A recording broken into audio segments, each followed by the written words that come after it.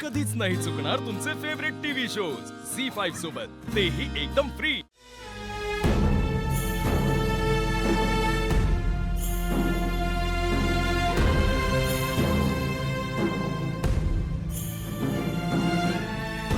काय झालं? हा? सारंग सर, सूर्या दादाने त्यांच्यासाठी जेवण आणलं होतं, पण आपल्या गार्डन मध्ये पाणी शिरलं आणि त्याचं सगळं जेवण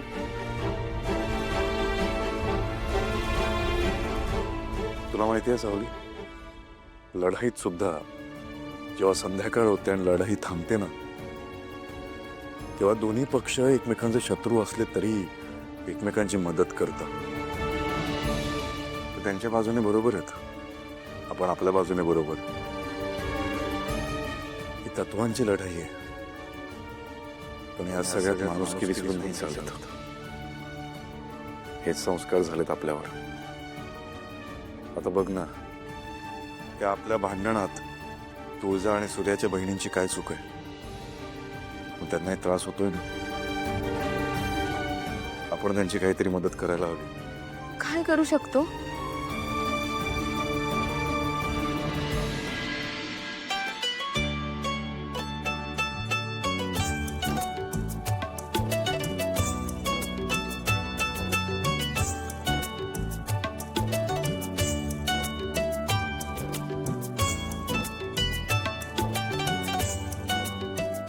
मला माहिती होतं तू असंच काहीतरी करत असशील म्हणून। मी ओळखते तुला, कारण त्यांच्यामध्ये जे वाद सुरू आहेत त्यापेक्षा माणूस म्हणून अशा वेळी काय करणं गरजेचं आहे ते जास्त महत्वाचं आहे। तू तुझी माणुसकी नाही सोडलीस आणि इतरांना सुद्धा हेच दाखवून देतेस की काही झालं तरी शेवटी माणुसकी महत्वाची।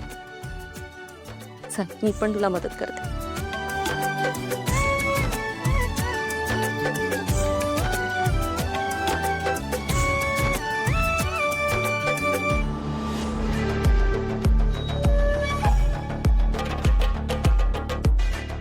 ए हॅलो, घरात सगळ्यांचं जेवण झालंय, मग तुम्ही दोघी इकडे काय करताय? बाहेर आलेल्या लोकांसाठी जेवण बनवतोय। व्हॉट?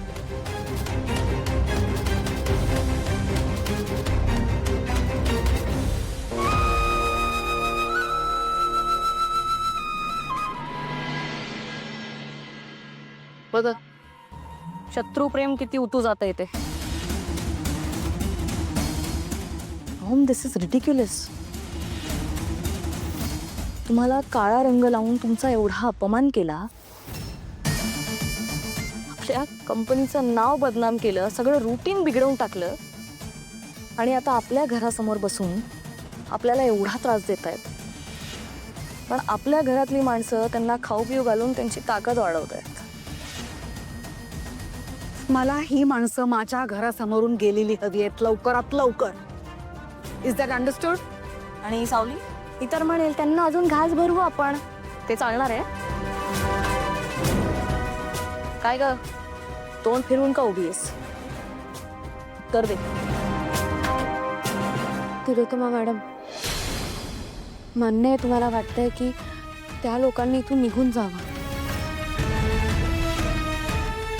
पण ते लोक सुद्धा त्यांच्या हक्कासाठी थांबलेत ना।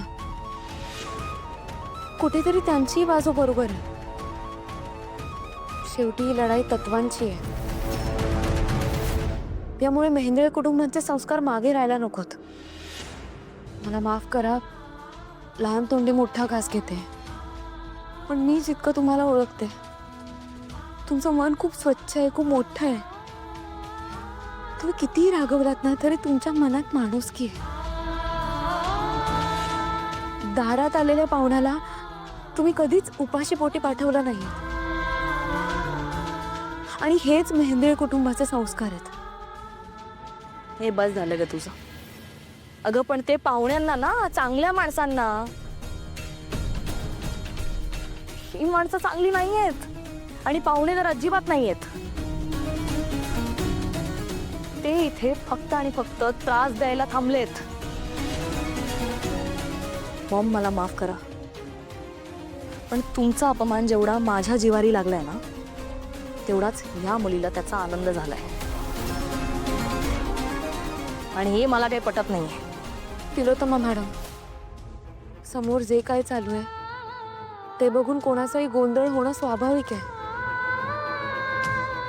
पण मला माहिती आहे तुम्ही कितीही चिडलात ना तरी कायम सत्याच्या बाजूने उभं राहता. आणि अशा वेळी देव कायम आपली परीक्षा घेत असतो. पण एक सच्चा माणूस तोच असतो जो अशा परीक्षेच्या वेळी आपला स्वभाव, आपली तत्व, आपला धर्म, आपली माणुसकी कधीच सोडत नाही.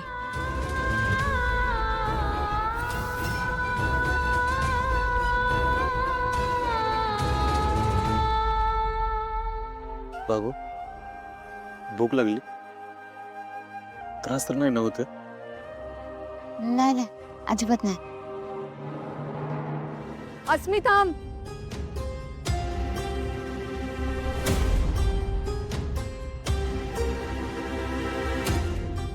कुठे निघालीस?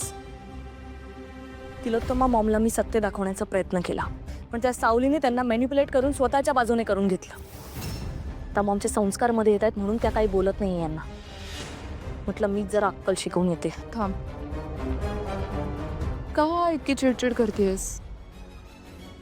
त्यांचं सगळं जेवण बनवून होऊ तर दे. पुढे काय करायचं आपण करूया. नक्की काय सुरू आहे तुमच्या डोक्यात? Just relax, wait and watch.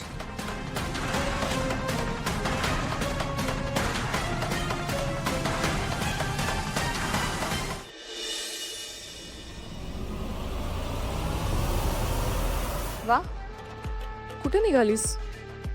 काय करताय तुम्ही? मस्त, खूप हिंमत वाढली आहे तुझी. माझ्या घरात मलाच प्रश्न विचारतेस?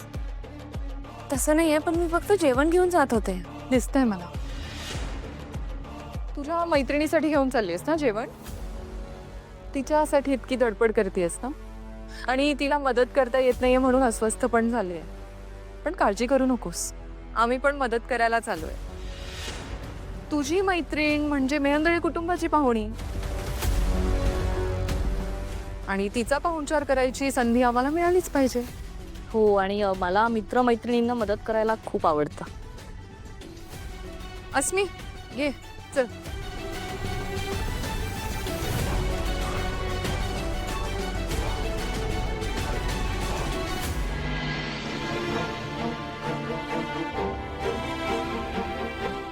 देवा, मला कळतच नाही का असे वागतात. तू काही चुकीचं घडू देऊ नकोस. आपण आज असं समजू की आपलाच उपवास आहे. हा, आणि असं उपवास काय नवीन आहेत आपल्याला? कित्येक वेळा नुसतं पाणी पिऊन पोटाला कपडे बांधून झोपल्या. मला कळू बी दिलं नाही भूक लागली ती. पण आज उपाशी नाही राहणार तुम्ही.